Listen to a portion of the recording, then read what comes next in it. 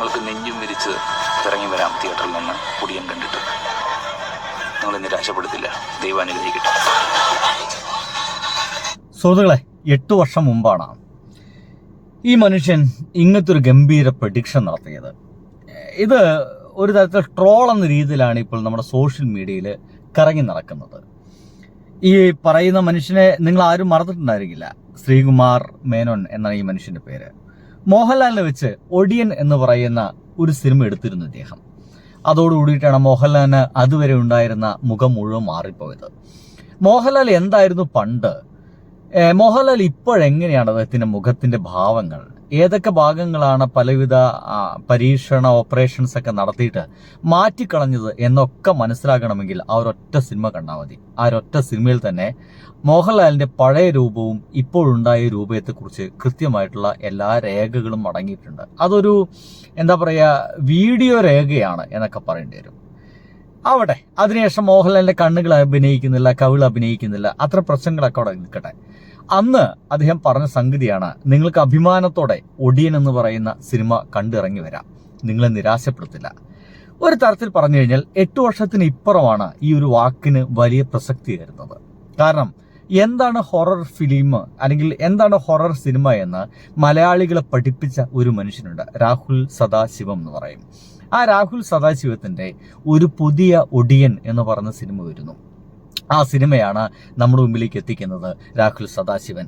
വിത്ത് ആരോടൊക്കെ എപ്പോഴാണ് എന്നുള്ളതാണ് ഏറ്റവും ഇൻട്രസ്റ്റിംഗ്. മമ്മൂക്കയൊന്നുമല്ല കേട്ടോ, അദ്ദേഹം കൊണ്ടുവരുന്നത് 2 പേരെയാണ്. ഒന്ന് നമ്മുടെ മഞ്ജു വാര്യരാണ്, മറ്റൊന്ന് നമ്മുടെ പൃഥ്വിരാജാണ്. ഈ 2 പേരെയും വെച്ചിട്ടാണ് ഒടിയൻ എന്ന് പറയുന്ന ഒരു പുത്തൻ സിനിമ നമ്മുടെ മുമ്പിലേക്ക് ഈ ഒരു മനുഷ്യൻ അവതരിപ്പിക്കുന്നത്. ആളുകൾ മുഴുവൻ എക്സൈറ്റഡ് ആണ്.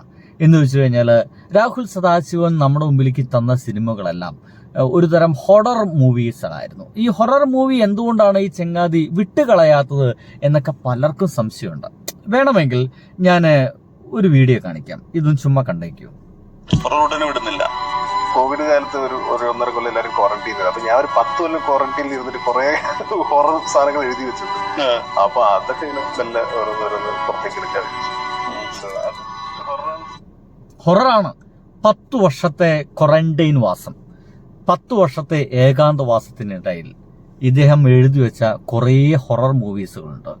എൻ്റെ സുഹൃത്തുക്കളെ, കഴിഞ്ഞ കുറച്ച് കാലങ്ങൾക്ക് മുമ്പ്, 2 വർഷങ്ങൾക്ക് മുമ്പ് നമുക്ക് തന്ന ഏറ്റവും ഗംഭീര ഹൊറർ മൂവിയായിരുന്നു ബ്രഹ്മയുഗം. ഓർമ്മയുണ്ടല്ലോ അല്ല? ബ്ലാക്ക് ആൻഡ് വൈറ്റിൽ നമ്മുടെ കേരളക്കരയെ മുഴുവൻ അത്ഭുതപ്പെടുത്തിയൊരു സിനിമ. അത് നമ്മുടെ മമ്മൂക്കയെ വെച്ച് മമ്മൂക്ക ഏറ്റവും ഗംഭീരമായിട്ട് പ്രസന്റ് ചെയ്ത ഒരു സിനിമയായിരുന്നു ബ്രഹ്മയുഗം എന്ന് പറയുന്നത്. ബ്ലാക്ക് ആൻഡ് വൈറ്റ് എന്ന് പറയുന്ന സിനിമയായിട്ട് പോലും അത് കേരളത്തിൽ വിജയിച്ചിട്ടുണ്ട് എങ്കിൽ എന്താണ് രാഹുൽ സദാശിവം എന്ന് നിങ്ങൾക്കിപ്പോൾ മനസ്സിലായിരിക്കും. ഈ മനുഷ്യന്റെ തന്നെ ഒരുപാട് സിനിമകളുണ്ട്. ഭൂതകാലം, ഈ അടുത്ത് മോഹൻലാലിന്റെ മകനെ വെച്ച് ചെയ്തൊരു സിനിമ, ഇങ്ങനെ ഒരുപാട് സിനിമകൾ ഇദ്ദേഹത്തിനകത്തുണ്ട്. ധൈര്യം ഉണ്ട് എങ്കിലൊക്കെ നിങ്ങൾ ആ സിനിമകളൊക്കെ ഒന്ന് കണ്ടു തീർക്കുക കേട്ടോ. രാഹുൽ സദാശിവത്തിന്റെ സിനിമകൾ മാത്രമായിട്ട് കണ്ടിട്ട് അതൊരു പഠനോപകരണമായിട്ടൊക്കെ മാറ്റിവെക്കേണ്ട അവസ്ഥ ഇപ്പോൾ കേരളത്തിൽ വരുന്നുണ്ട്. അത്രയധികം ഗംഭീരമാണ് ഈ മനുഷ്യന്റെ ഓരോ സിനിമകളും എന്നുള്ളതാണ്. എന്തായാലും ഇദ്ദേഹത്തിനെ കുറിച്ചുള്ള കുറച്ച് ഇന്റർവ്യൂസ് വന്നിൽ ഒന്നിങ്ങനെയാണ്. ഇദ്ദേഹത്തിന്റെ സിനിമകളുടെ ഈ പേരുകളൊക്കെ ഉപയോഗിക്കാൻ കഴിയുന്നുള്ളൂ. നോക്കൂ, 8 വർഷം മുമ്പാണ് ഒടിയൻ എന്ന് പറയുന്ന സിനിമ മോഹൻലാലിന്റെ അതായിട്ട് ഇറങ്ങിയത്. ഇപ്പോഴത്തെ ഒടിയൻ എന്ന് പറയുന്ന സിനിമ രാഹുൽ സദാശിവം കൂടി ഇറക്കുന്നു. അപ്പോൾ കൺഫ്യൂഷൻ ഈസ് ദാറ്റ് ഇതിങ്ങനെ സാധ്യമാവുമോ? ഒരു മനുഷ്യനെ ഇറക്കിയിട്ടുണ്ട് ഒരു സിനിമ, ഒടിയൻ എന്ന് പറയുന്ന ഒരു സിനിമ ഒരാൾ ഇറക്കിയിട്ടുണ്ട്, അതേ പേര് തന്നെ ഒരു പുതിയ സിനിമയ്ക്ക് കൂടി ഉപയോഗിക്കാൻ കഴിയുമോ എന്ന് പറയുന്ന ഒരു ഭയങ്കര കൺഫ്യൂഷൻ ഇപ്പം നിലവിൽ നിൽക്കുന്നുണ്ട്. സത്യം പറഞ്ഞു കഴിഞ്ഞാൽ അങ്ങനെ ഒരു പ്രശ്നമില്ല. ഒരാളെ ഒരു സിനിമയ്ക്ക് ഉപയോഗിച്ച് അതേ പേര് വേറെ സിനിമയ്ക്ക് ഉപയോഗിക്കാൻ പാടില്ല എന്നൊന്നുമില്ല. അങ്ങനെ റിട്ടേൺ ആയിട്ടുള്ള നിയമങ്ങളൊന്നുമില്ല. പക്ഷേ അതൊരു എന്താ പറയുക, കസ്റ്റമായിട്ട് നമ്മൾ മലയാളികൾ ഏറെ കാലമായിട്ട് ഫോളോ ചെയ്യുന്ന ഒന്നാണ്. ഏതെങ്കിലും ഒരാൾ ഉപയോഗിച്ച് അതേ പേര് തന്നെ പിന്നെ വേറെ ആൾ ഉപയോഗിക്കാറില്ല. എന്നാൽ നമുക്കത് ഉപയോഗിക്കാം. ഇപ്പോഴൊരു പുതിയ രീതി വന്നിട്ടുള്ള എങ്ങനെയാണെന്ന് വെച്ച് കഴിഞ്ഞാൽ, ഉപയോഗിക്കണമെങ്കിൽ പണ്ടത്തെ സിനിമ എടുത്ത ആരെങ്കിലും ഒരാൾ, അതുമായിട്ട് നേരിട്ട് ബന്ധമുള്ള അതിൻ്റെ ഉടമ എന്ന് പറയാവുന്ന സംവിധായകനോ നിർമ്മാതാക്കളോ ആരെങ്കിലും ഒരാൾ നോ ഒബ്ജക്ഷൻ സർട്ടിഫിക്കറ്റ് NOC അത് കൊടുത്തു കഴിഞ്ഞാൽ അതേ പേര് തന്നെ വീണ്ടും ഉപയോഗിക്കുക എന്നുള്ളതാണ്. പക്ഷേ ഈ ഒരു പുതിയ സിനിമയിൽ ഒടിയെന്ന് മാത്രമല്ല, സംതിങ് മിസ്റ്ററി സംതിങ് ലൈക്ക് ഒരു പേര് കൂടി അതിൻ്റെ ഒപ്പം ഉണ്ട്. അതുകൊണ്ട് തന്നെ ഇതൊരു വലിയ പ്രശ്നമൊന്നുമില്ല എന്നൊക്കെ പറയുന്ന ആൾക്കാരുണ്ട്. എങ്കിലും മെയിൻ ടോപ്പിക് നെയിം എന്ന് പറയുന്നത് ഒടിയൻ എന്ന് തന്നെയാണ്. അതിൻ്റെ റൈറ്റിംഗ് സ്റ്റൈലും പാറ്റേണുകളും ഒക്കെ വ്യത്യാസമാണ്. എങ്കിലും അത് അത്ര ശരിയാണോ അല്ല എന്നൊക്കെ ചോദിക്കുന്നുണ്ട്. പക്ഷെ അത് ഉപയോഗിക്കാം കേട്ടോ. അങ്ങനെയൊക്കെ സിനിമകൾക്ക് നമുക്ക് ഉപയോഗിക്കാം എന്നുള്ളതാണ്. എന്തൊക്കെയായാലും രാഹുൽ സദാശിവം വീണ്ടും മലയാളികളൊന്ന് പേടിപ്പിക്കാൻ വേണ്ടി വരുന്നു.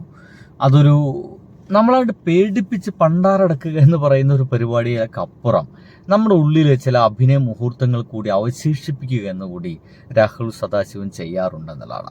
അത് ഷൈൻ നികത്ത വെച്ച് ആണെങ്കിലും അല്ലെങ്കിലും അദ്ദേഹം അങ്ങനെ ചെയ്തിട്ടുണ്ട് എന്നുള്ളതാണ്. അഭിനയിക്കാൻ പ്രയാസമുള്ള ആളുകളൊക്കെ പിടിച്ചു കൊണ്ടുവന്ന് ഗംഭീരമായിട്ട് പെർഫോം ചെയ്യിപ്പിച്ചിട്ടേ ഈ മനുഷ്യൻ വിട്ടിട്ടുള്ളൂ എന്നുള്ളതാണ്. എന്തായാലും പുതിയ സിനിമയിൽ 2 പേരാണ്. പുതിയതൊന്നല്ല, രണ്ടുപേരും പഴയ ആളുകളാണ്. ഒരാൾ പൃഥ്വിരാജാണ്, ഒരാൾ മഞ്ജു വാര്യരാണ്. 2 പേരും ആരായിരിക്കും ഒടിയൻ എന്ന് പറയുന്ന കൺഫ്യൂഷൻ മാത്രം. ഒടിയൻ ഒരാണ് തന്നെ ആവണമെന്ന് നിർബന്ധമൊന്നുമില്ല കേട്ടോ. ഒരു പെണ്ണിനും ഒടിയനാവാം. ഈ ഒടി കെട്ടുക എന്ന് പറയുന്നൊരു ഗംഭീരമായിട്ടുള്ളൊരു മന്ത്രവിദ്യ എന്നൊക്കെ പറഞ്ഞു കേട്ടിട്ടുണ്ടാവും. അത്തരം കഥകളെ പറ്റി കേൾക്കാത്ത ആളുകളോട് ഞാൻ പറയുകയാണ്, അങ്ങ് കേട്ടിട്ടില്ലെങ്കിൽ മാത്രം ഞാനൊന്ന് എക്സ്പ്ലെയിൻ ചെയ്യുകയാണ്. വേണമെങ്കിൽ ഇത്തരം കഥകൾ കേട്ടിട്ടില്ലാത്ത ആളുകൾക്കെല്ലാം നിങ്ങൾക്ക് വേണമെങ്കിൽ ഇത് ഒഴിവാക്കാം. ഈ പറയ സമുദായത്തിലാണ് അത്ര പലപ്പോഴും ഈ ഒടിക്കെട്ട് എന്നൊക്കെ പറയുക. ഈ ഒടിക്കെട്ടൽ ഒരു ഇൻട്രസ്റ്റിംഗ് ആയിട്ട് മാറുന്നത് എന്താ വെച്ച് കഴിഞ്ഞാൽ, ഈ ഒടിക്കെട്ടൽ ഈ ചാപ്പിളൊക്കെ ഉപയോഗിച്ചിട്ടാണ് അത്ര അതുകൊണ്ടൊരു മരുന്നൊക്കെ ഉണ്ടാക്കുക. ഈ ചാപ്പിളെന്ന് വെച്ച് കഴിഞ്ഞാൽ ഈ പ്രസവം പരിപൂർണമാവാതെ വയറ്റിനുള്ളിൽ നിന്ന് പുറത്ത് കളയുന്ന കുഞ്ഞുങ്ങളില്ലേ, ആ മാംസപിണ്ഡം ഉപയോഗിച്ചുകൊണ്ട് എന്തോ ഒരു മരുന്നൊക്കെ ക്രിയേറ്റ് ചെയ്യുകയും അതേ മരുന്ന് ഉപയോഗിച്ചിട്ടാണ് അത്ര ഇവർ ഇത് കഴിച്ചിട്ടാണ് രൂപം മാറുക എന്നൊക്കെയാണ് പറയുക. എന്തായാലും അത്തരത്തിലുള്ള ഒരു രൂപമാറ്റം ഇവിടെ നടക്കുന്നുണ്ടോ ഇല്ലയോ എന്നൊക്കെ ഒരു ഭയങ്കര കൺഫ്യൂഷനാണ്. സോറി, അപ്പുറത്ത് പെട്ടെന്ന് ആരോ ലൈറ്റ് ഓഫാക്കി. ആരെങ്കിലും ആവട്ടെ. അപ്പോൾ ഞാൻ പറഞ്ഞു വെച്ച കാര്യം എന്ന് വെച്ച് കഴിഞ്ഞാൽ, എൻ്റെ നാട്ടിൽ കോർമേട്ടൻ എന്ന് പറയുന്നൊരു വ്യക്തി ഉണ്ടായിരുന്നു. അദ്ദേഹം മരിച്ചുപോയി. അദ്ദേഹം എൻ്റെ ഉമ്മറത്തിരുന്ന് എനിക്ക് പറഞ്ഞു തന്നൊരു കഥയാണ്. കഥയിൽ അദ്ദേഹം എന്താ പറയുക, ഒരു 10-22-25 വയസ്സുള്ള പ്രായം. അദ്ദേഹം പറയുന്ന ചോര തെറിക്കുന്ന പ്രായത്തിൽ നാട്ടിലത്തെ ഒരു കുറുപ്പന്മാർ ഇദ്ദേഹത്തിൻ്റെ അടുത്തേക്ക് വന്ന് പറഞ്ഞു അത്രേ. ആ പഴയൊരു കഥയാണ്. അവരുടെ ഭാര്യ ഒടി വെച്ച് കൊന്നു കളഞ്ഞു. പണ്ടത്തെ കൊട്ടേഷൻ ടീം എന്നൊക്കെ പറയാം. ഒടി വെച്ച് കൊന്നു കളഞ്ഞു. ഭർത്താവ് തന്നെയാണ് ഈ സോക്കോൾഡ് വിഭാഗം ആളുകൾക്ക് ഒടി വയ്ക്കാൻ വേണ്ടിയിട്ട് കൊട്ടേഷൻ കൊടുത്തതും. ഒടി വയ്ക്കുക എന്ന് വെച്ച് കഴിഞ്ഞാൽ മർമ്മസ്ഥാനത്ത് കുത്തുക, ഒരു 3-4 ദിവസത്തിനുള്ളിൽ അയാൾ കടന്ന് മരിക്കും എന്നുള്ളതാണ്. ആ മരിച്ചത് ഒന്നും അന്ന് ഈ പോസ്റ്റ്മോർട്ടം ചെയ്യുക എന്ന് പറഞ്ഞ പരിപാടികളൊന്നും ഇല്ലല്ലോ. അതുകൊണ്ട് തന്നെ ഇതൊന്നും ആരും അതിൻ്റെ പിന്നാലെ ആരും പോയിരുന്നില്ല. ഒടി വെച്ച് കൊന്നു, ഒടി കുത്തി മരിച്ചു എന്നൊക്കെ പറയുള്ളൂ. ഒടിയൻ കൊന്നു. ഇത് ആരെ കൊന്നു എന്ന് അറിയില്ല. ഒടിയൻ അയാൾ ഏത് രൂപത്തിലും വരാം. കാള രൂപത്തിലും പൂച്ചയുടെ രൂപത്തിലൊക്കെ നമ്മുടെ നടന്നു പോകുമ്പോൾ, നാട്ടുവഴിയിൽ നടന്നു പോകുമ്പോൾ നമ്മുടെ മുമ്പിലേക്ക് ചാടി വീഴാം, നമ്മൾ പെട്ടെന്ന് ഭയപ്പെടാം. അതിൻ്റെ ഭാഗമായിട്ട് ആ നിമിഷത്തിൽ നമ്മളെ ഏതെങ്കിലും മർമ്മത്തിലേക്ക് അവർ കുത്തും. അതിന് പിന്നെ നമുക്ക് അങ്ങനെ ആ കെട്ടപ്പിൽ നമ്മൾ മരിച്ചു പോകുന്നതാണ്. 3-4 ദിവസം മരിച്ചു പോകും. എന്തായാലും ഈ കുറുപ്പന്മാരിൽ കുറുപ്പൻ്റെ ഭാര്യ ഇങ്ങനെ കൊല ചെയ്യപ്പെട്ടതാണ്. ഏതൊരു കുറുപ്പൻ തന്നെയാണ് കൊല ചെയ്യാൻ വേണ്ടിയിട്ട് ഈ ഒടി കൊടുത്തതും. പക്ഷേ കൊടുക്കാമെന്ന് പറഞ്ഞ് തുക മുഴുവൻ കൊടുത്തില്ല. അത് വലിയ തർക്കമായി. അവസാനം ഈ ഒടിയൻ പറഞ്ഞു അത്രേ, നന്നെയും ഞാൻ ഒടി കുത്തും. അപ്പോൾ ഈ കുറുപ്പൻ ഭയങ്കര പേടി, പൈസ കൊടുക്കാനുള്ള തയ്യാറല്ല. അവസാനം ഈ പറയുന്ന കോർമേട്ടനോടൊക്കെ അവർ വന്ന് പറഞ്ഞു അത്രേ, ഒന്ന് കാവൽ എടുക്കണം, എന്നെ കൊല്ലുമെന്നാണ് അവർ പറഞ്ഞിട്ടുള്ളത്.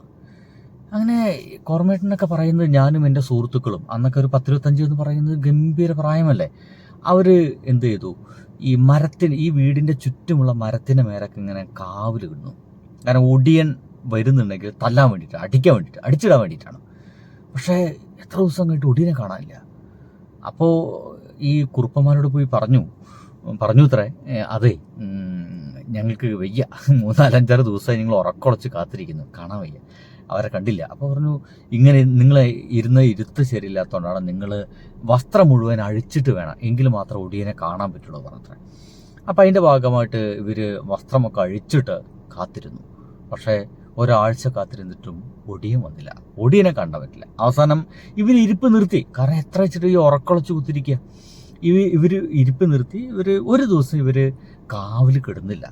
അത്ഭുതമാണ്. അന്ന് രാത്രി ആ കുറുപ്പനെ ഒടിയം കുത്തി അയാൾ മരിക്കുകയും ചെയ്തു. ഇത് കോർമേട്ട് എന്ന് പറയുന്ന ഞങ്ങളുടെ നാട്ടിലത്തെ ആ ഒരു മനുഷ്യൻ കുറച്ച് കാലങ്ങൾക്ക് മുമ്പ് എനിക്ക് പറഞ്ഞു തന്നൊരു കഥയാണ്. ഇത് എത്രത്തോളം സത്യമുണ്ടോ നുണയാണ് ഒന്നും എനിക്ക് അറിയില്ല കേട്ടോ. ഇതിൻ്റെ പിന്നാലെ ഞാൻ അന്വേഷിക്കാൻ പോയിട്ടില്ല, ആരാണ് കുറുപ്പന്മാർ ഒന്നും ഞാൻ അന്വേഷിക്കാൻ പോയിട്ടില്ല. പക്ഷേ അദ്ദേഹം വളരെ എക്സൈറ്റഡ് ആയിട്ട് എൻ്റെ ഉമ്മറത്തിരുന്നിട്ട് അദ്ദേഹം എനിക്ക് പറഞ്ഞു തന്നൊരു കഥയായിരുന്നു. ഞാൻ ഈ സിനിമയ്ക്ക് ഇറങ്ങിയ സമയത്താണ് ഞാൻ ഇതിനെപ്പറ്റിയൊക്കെ ചോദിക്കുന്നത്. എന്തായാലും അങ്ങനത്തെ ഒരു കഥകളൊക്കെ ഒരു പക്ഷേ നിങ്ങളുടെ നാട്ടിലും ഉണ്ടായിരിക്കും. എൻ്റെ നാട്ടിൽ അങ്ങനെ ഒടികിട്ടുന്ന ഒരാൾ എൻ്റെ നാട്ടിലുണ്ടായിരുന്നു. അദ്ദേഹത്തിന് ഒരു പോത്തിൻ്റെ പോലത്തെ ഒരു മുഖമായിരുന്നു എന്നൊക്കെ എൻ്റെ അമ്മ പറഞ്ഞ ഓർമ്മയുണ്ട്. അദ്ദേഹം നടന്നു പോകുമ്പോൾ ചെറുപ്പത്തിൽ സൂക്ഷിച്ചു നോക്ക്, ഒരു പോത്തിനെ പോലെ തോന്നുന്നില്ലേ എന്നൊക്കെ നോക്കി പറഞ്ഞിരുന്നു. ഞാൻ എത്ര തന്നെ സൂക്ഷിച്ചു നോക്കിയിട്ടും എനിക്കൊരു പോത്തിൻ്റെ രൂപം അദ്ദേഹത്തിൻ്റെ കാണാൻ കഴിഞ്ഞിട്ടില്ല. പക്ഷേ കൂടുതൽ ആരോപിക്കുമ്പോൾ നമ്മൾ വേണ്ടതൊക്കെ സങ്കല്പിക്കുന്നല്ലാതെ അതിനപ്പുറത്തേക്ക് ഒന്നും ഉണ്ടായിരുന്നില്ല എന്നുള്ളതാണ്. എന്തായാലും അന്നത്തെ ഒരു കൊട്ടേഷൻ ടീം അംഗമായിരുന്നു. കൊട്ടേഷൻ ടീം എന്ന രീതിയിലൊക്കെ അന്ന് അതിനെ വെച്ച് പറയാം. മർമ്മവിധിയെ നല്ലപോലെ അറിയുന്നൊരു വിഭാഗം ആളുകളായിരുന്നു. ഇതൊക്കെ എത്രത്തോളം ഈ സിനിമയിലും കഥയിലൊക്കെ ഉണ്ടാവുമെന്ന് എനിക്ക് വലിയ പിടുത്തമൊന്നുമില്ല. ഇതുപോലത്തെ കഥകളൊക്കെ ഒരുപക്ഷെ നിങ്ങളുടെ നാട്ടിലുണ്ടായിരിക്കാം. ഉണ്ടെങ്കിൽ കഴിയുമെങ്കിൽ ഇതിന് താഴത്തുനിന്ന് എഴുതി വയ്ക്കുക. കുറേ കഥകൾ കൊണ്ട് നിറയട്ടെ. ബൈ.